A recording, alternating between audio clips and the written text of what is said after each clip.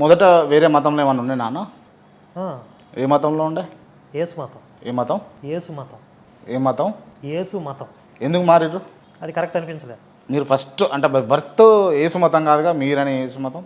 మా తాత వాళ్ళ టైంలో మతం మారారు. ఉమ్. అంటే నేను పుట్టకముందు నా పేరు చర్చిలో పెట్టారు. ఒక పాస్టర్ పెట్టాడు, ఏం పేరు? కరుణాకర్. ఇదే పెట్టిరా?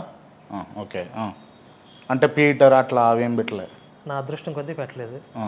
పెడితే మార్చేసుకునేవాడిని. అయితే కరుణాకర్ అనేది కూడా క్రిస్టియన్ నేమ్ కాదు, కానీ దీన్ని హైజాక్ చేశారు వాళ్ళు. ఉమ్. కొంతమంది క్రిస్టియన్స్ ఏమంటారంటే నువ్వు మా యేసు మతం వదిలేసి వెళ్ళి. కరుణామయుడు ఆ కిందికి వస్తుందా కరుణాకర్ అంటే? బైబిల్లో ఎక్కడ కరుణామయుడు లేదండి. ఆ. యేసుకి ఎక్కడా కూడా బైబిల్లో కరుణామయుడు అనేది లేదు. కరుణాకర్ అనేది క్రిస్టియన్ పేరు కాదు. కామదహన కరుణాకర లింగం అని చెప్పి శివుడికి ఉన్నటువంటి ఒక నామం అది. ఉమ్. ఇది శివుడి పేరు, వాళ్ళు హైజాక్ చేశారు. కాబట్టి వాళ్ళు అడుగుతూ ఉంటారు, మా పేరు తీసేసే నువ్వు దమ్ముంటే అని. అరే మీ పేరు కాదు ఇది, ఉమ్. ఇది మా పేరుని, మా హిందుత్వంలో ఉన్న పేరుని మీరు హైజాక్ చేశారు. కాబట్టి ఒక సినిమాలో మహేష్ బాబు అంటాడు కదా, ఎవరిని వదిలిపెట్టను అందరినీ దత్తత తీసుకుంటాను, ఏది వదిలిపెట్టాం. వాళ్ళు హైజాక్ చేసిన ఇవన్నీ మళ్ళీ ఇవన్నీ సినిమా డైలాగుల కింద బాగుంటాయి అన్న. కానీ నిజ జీవితంలో మీ అట్లాంటి వాళ్ళు మాట్లాడితే మంచిగా ఉంటుందా? నిజ జీవితంలో కూడా జరుగుతున్నాయి, గర్వాప్సి అవుతున్నారు. వాళ్ళు ఏదైతే సాక్ష్యాలు అని చెప్పి దొంగ సాక్ష్యాలు క్రియేట్ చేసి యూట్యూబ్ ఛానల్స్లో పెట్టి ఒక డంప్ యార్డ్ లాగా తయారు చేశారో, వాస్తవంగా ఆ యేసు మతం గురించి తెలుసుకుని బయటకు వచ్చిన వాళ్ళ సాక్ష్యాలతో శివశక్తి అప్రతిహతంగా ముందుకెళ్తుంది. సరే, వాళ్ళు ఇల్లు కాదు, మీరే బయటకు వచ్చారు కదా, ఎందుకు వచ్చారు ఒక్క రీజన్ చెప్పండి ఫస్ట్. చెప్పే కదా నాకు అది కరెక్ట్ అనిపించలేదని. ఎందుకు ఎక్కడ కరెక్ట్ అనిపించలేదు? ఒక విషయంలో కాదు, చాలా విషయాల్లో కరెక్ట్. ఒక్కటి చెప్పండి, అంటే మీ మనసును కలిసివేసిన అంశం ఒకటి చెప్పండి. ఫస్ట్ లాజికల్గా లేదు. ఆ మత సిద్ధాంతం అనేది నన్ను నమ్మకపోతే నరకంలో వేస్తా అనేది కాస్త విచక్షణ, తర్కం, ఆలోచన ఉన్న వాళ్ళని ఎవరినైనా సరే ఆలోచింపజేస్తుంది. ఇప్పుడు మీరు తెలంగాణలో మొన్న ఓటేశారు కదా? అవును. ఏ పార్టీకి వేశారు? ఎవరు? మీరు. నాకు నచ్చిన పార్టీకి ఇష్టం. సరే, మీకు నచ్చిన పార్టీ అధికారంలోకి వచ్చిందా? ఇప్పుడు ప్రజెంట్ అధికారంలో ఉందా? లేదు. నేను ఓటేసిన పార్టీ. సరే, మీరు అధికారంలో లేని పార్టీకి ఓటేశారు అనుకుందాం. మీరు అనుకుంటారు అంతే కదా? నేను అనుకుంటున్నాను. Right, okay. ప్రజెంట్ కాంగ్రెస్ అధికారంలో ఉంది, మీరు ప్రతిపక్షానికి ఓటేశారు నేను అనుకుంటున్నాను. ఇప్పుడు కాంగ్రెస్ పార్టీ ముఖ్యమంత్రి గారు రేవంత్ రెడ్డి గారు వచ్చి మా పార్టీకి ఓటేసిన వాళ్ళకి మాత్రమే సంక్షేమ పథకాలు అమలు చేస్తాం, ఇప్పుడు రుణమాఫీ చేస్తున్నారు, రైతు రుణమాఫీ, మా పార్టీకి ఓటేసిన రైతులకు మాత్రమే రుణమాఫీ చేస్తాం అని అంటే మీరు మెచ్చుకుంటారా తిడతారా? తిడతాం. ఎందుకని? ఎందుకని? మంచిగా అనిపించలే కాబట్టి.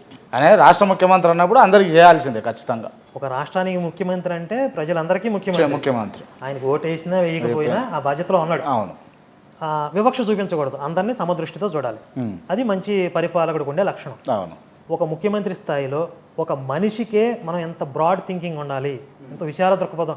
నువ్వు అలా ఆలోచిస్తే ఇది నేరో మైండెడ్, ఇంక సంకుచిత మనస్తత్వం అంటాం కదా.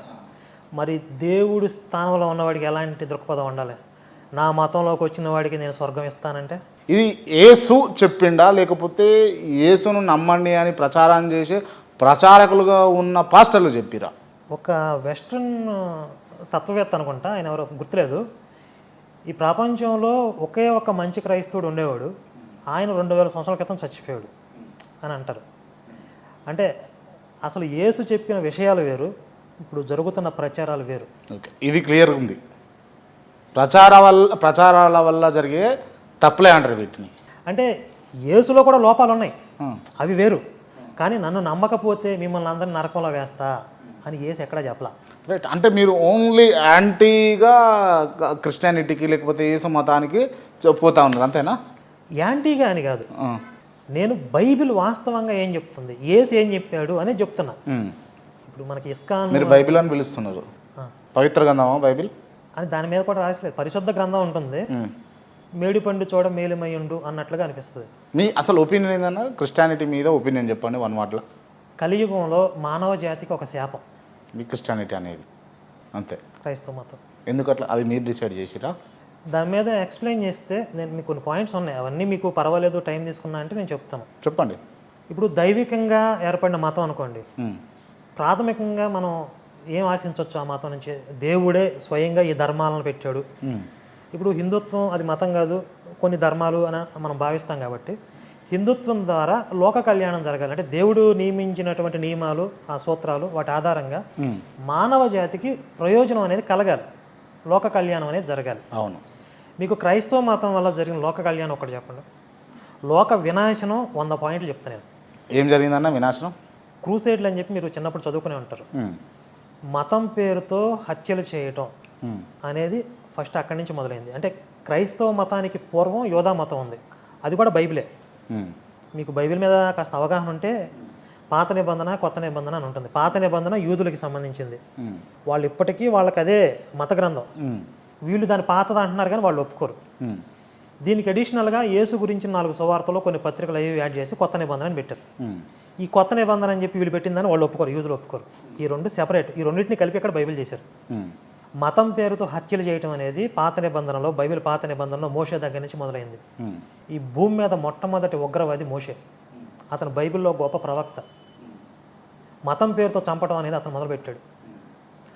ఆ తర్వాత యోధా మతం నుంచి క్రైస్తవం వచ్చింది, వాళ్ళు ఇంచుమించు అదే దారిలో ఉన్నారు. ఈ రెండింటి దగ్గర నుంచి ఇస్లాం వచ్చింది.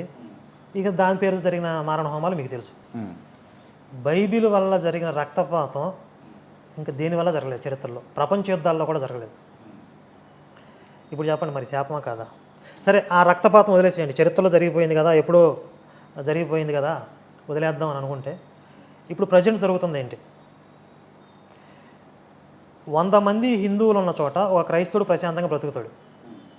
100 మంది హిందువుల మధ్యలో ఓ 10 మంది క్రైస్తవులు ఇల్లు ఉంటే ఈ 90 మంది హిందువులు ప్రశాంతంగా బ్రతకలేరు. ఎందుకు? ఈ 10 మంది కలిసి ఒక కూటం పెడతారు, 4 గొట్టాలు తగిలిస్తారు, 4 వైపులుగా 4 మైకులు పెట్టేస్తారు. శుక్రవారం కూడిక అంటాడు, శనివారం స్త్రీల కూడిక అంటాడు, ఆదివారం యవనస్తుల కూడిక అంటాడు, మళ్ళీ సండే స్కూల్ అంటాడు, ఉదయం ఆరాధన అంటాడు, సాయంత్రం ఆరాధన అంటాడు. సరే, ఆడు ఒక దంపుడు మాటలు ఏవో చెప్పుకుంటాడు కదా, పోనీలే అనుకుంటే మీరు విగ్రహారాధన చేస్తున్నారు, మీరు పాపం చేస్తున్నారు, మీరు అట్లా పోతారు, ఇట్లా పోతారు, మీ మీదకి శాపం వచ్చింది.